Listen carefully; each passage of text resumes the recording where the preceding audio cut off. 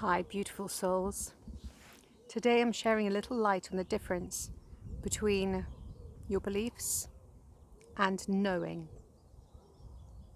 So let's just talk about beliefs. Beliefs are just thoughts that you keep on thinking, thoughts that you have collected from other people, or beliefs you've collected from other people, and then you've thought over them, over time, over linear time, and you've made them your own beliefs. Things like, oh yes, but horses like to race, a limiting belief. Oh yes, but I always have to have porridge in the morning, otherwise I don't feel full, a limiting belief. There are limiting beliefs hidden everywhere, everywhere. In fact, all beliefs are limiting, all beliefs. Because when you have a belief, you're holding yourself in a perimeter within that belief. And you're saying, I'm not open to further expansion on that. For instance, some horses might like to race, some horses absolutely may not. Some people might feel porridge is the best breakfast, but have they tried many, many different alternatives? Maybe they don't even need to eat porridge at all. Just to give you a very practical, I guess, example. Limiting beliefs obviously go a lot further than that, and we're talking about all sorts of things. We could talk about God, for instance. Some people believe in God being a big cloud daddy in the sky. Some people believing there is no God. And some people knowing that God resides within each of us. And if God resides within each of us, then there is expansion, there are possibilities. And you get to choose. You get to choose how you wish to live your life. You get to choose how you wish to experience every moment of it. So let's just talk about knowing. Knowing comes from the heart. Knowing is always coming from the heart. It's your intuition, it's your inner wisdom. And a person that's connected and is seeking the wisdom within instead of looking outside of themselves, looking for answers outside of themselves, looking for knowledge, which is different. Knowledge is good, but that's different because that's something that somebody else has discovered for themselves, and then they have put it out there into the field and others have picked it up and then taken it for themselves, which again is becoming more like beliefs, or like, oh yes, well if that person said that, then that's whatever. And you don't know how that person came to that in the first place.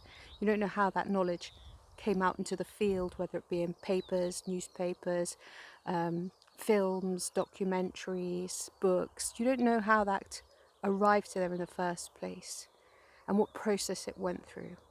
So the truest form of knowing is coming from you. Every single one of us has access to this, every single one of us.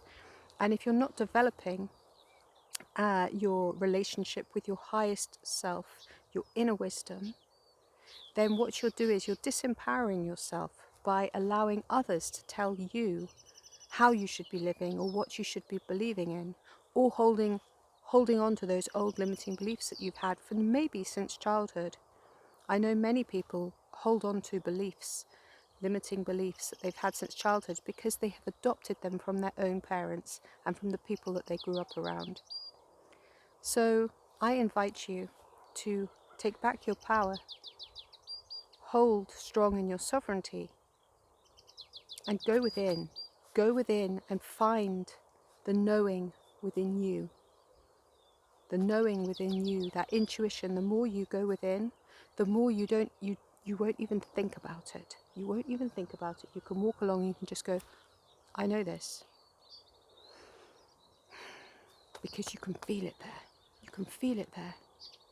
And then you won't have to be like lacking in confidence in conversations when somebody's trying to push something onto you, because you know yourself and you know your highest wisdom and you're connected with your highest aspects, because you are a multi-dimensional being.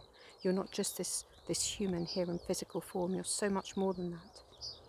So keep expanding, keep allowing yourself to fulfill your earthly experience here, and allow in the potential that is there for you, because you have great potential,